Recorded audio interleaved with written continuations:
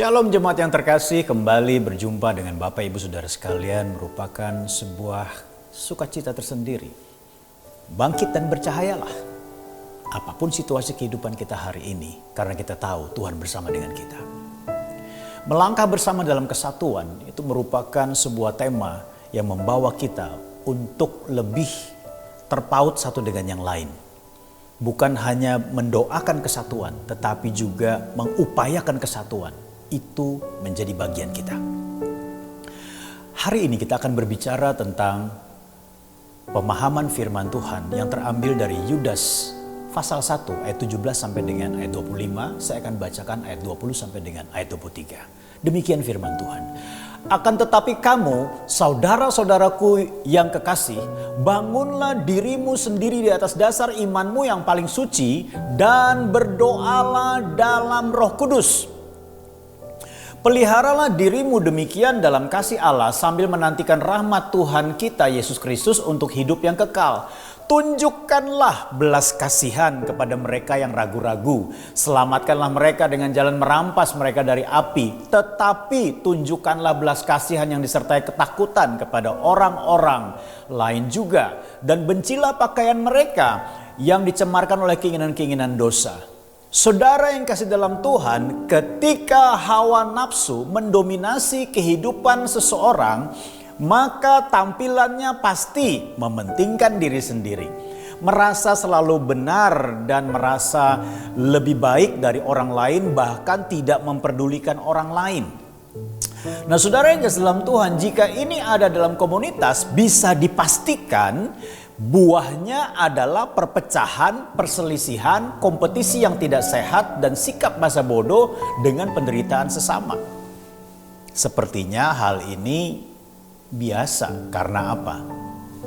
Tidak jarang kita temukan juga dalam gereja, saudara ya. Karena apa? Karena hal-hal seperti ini juga ternyata terbawa masuk di dalam kehidupan orang Kristen, di dalam gereja, di dalam komunitas orang percaya.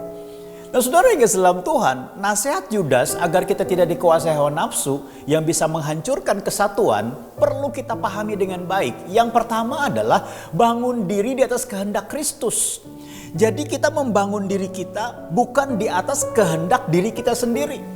Bukan di atas keinginan hawa nafsu kita sendiri. Tetapi kita membangun diri kita di atas kehendak Kristus yang pastinya selaras dengan firman Tuhan. Saudara yang kasih dalam Tuhan, ada godaan dalam hidup kita ketika kita hidup di dalam hawa nafsu. Kita cenderung apa saudara? Membawa firman Tuhan yang menyesuaikan terhadap keinginan kita, bukan keinginan kita yang kita selaraskan dengan firman Tuhan. Hal ini tidak boleh terjadi. Karena apa? Jika hal itu terjadi, maka kita sedang mengesampingkan dasar yang teguh itu, yaitu firman Kristus, kehendak Kristus menjadi dasar kehidupan kita. Dan ketika kita mendasari kehidupan kita, mendasari iman kita dengan keinginan-keinginan hawa nafsu, saya percaya tinggal tunggu waktu, kita pasti akan mengalami kehancuran. Hal yang kedua, nasihat Yudas adalah supaya kita bisa hidup dalam kesatuan. Berdoalah dalam Roh Kudus. Artinya apa? Ada tuntunan Roh Kudus yang jelas dalam kehidupan kita ketika kita berdoa. Karena saya percaya ketika kita berdoa di dalam tuntunan Roh Kudus selalu akan mengarahkan kita untuk bersatu. Roh Kudus selalu akan mengarahkan kita untuk mendoakan orang lain. Roh Kudus pasti akan mengarahkan kita untuk kita berdoa selaras dengan kehendaknya. Sehingga apa yang terjadi saudara? Orang-orang yang kita doakan, walaupun mereka mungkin tidak tahu, tetapi hati kita pasti penuh dengan belas kasihan kepada mereka. Hati kita pasti punya beban untuk apa yang mereka hadapi, pergumulan yang mereka hadapi. Ini bisa mempererat kesatuan kita. Ya. Hal yang ketiga, pelihara diri dalam kasih. Dikatakan apa saudara? Pelihara diri dalam kasih. Allah membangun iman di dalam Kristus dan keintiman dengan Roh Kudus tidak menjadikan kita tertutup. Ya. Ketika kita membangun iman kita di dalam kasih Kristus, maka sebenarnya kita menjadikan hidup kita juga terbuka bagi orang lain. Bukan menjadi orang yang tertutup, saudara. Bahkan yang paling berbahaya, paling menganggap diri rohani, paling menganggap diri paling suci. Nah, ini berbahaya sekali. Tetaplah miliki sikap hati bergantung kepada kasih Allah dan tetap mengasihi sesama, bukan menjadi batu sandungan bagi mereka. Nah, saudara yang kasih dalam Tuhan, dan yang berikutnya adalah yang keempat, tunjukkanlah belas kasihan. Saudara, kehidupan rohani itu sebenarnya atau seharusnya berbanding lurus dengan apa saudara? Perbuatan-perbuatan baik yang dapat kita tunjukkan untuk kepentingan orang lain. Melalui perbuatan kasih yang baik dan benar, belas kasihan akan menjadi efektif dan menjawab kebutuhan sesama. Sehingga memperkuat kesatuan yang terjalin dalam komunitas.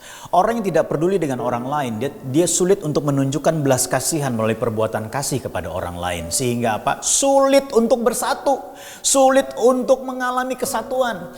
Tentunya perlu diingat, berbelas kasihan tidak sama dengan kompromi terhadap perbuatan-perbuatan dosa.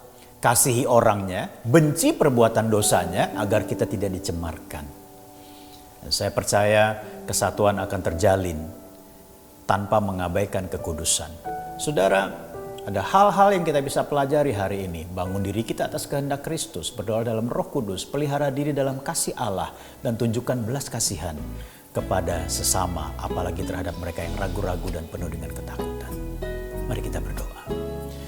Bapa di surga, biarlah nasihat bijaksana dari seorang Yudas boleh memberikan kepada kami hati yang tetap menjaga kekudusan, namun juga tidak menutup diri untuk berbuat baik, melakukan perbuatan kasih dengan penuh belas kasihan kepada setiap orang, terutama mereka yang ragu-ragu, terutama mereka yang sedang menghadapi berbagai pergumulan, sehingga kehidupan kami terus terhisap dan menghisapkan diri kami di dalam kesatuan di dalam tubuh Kristus.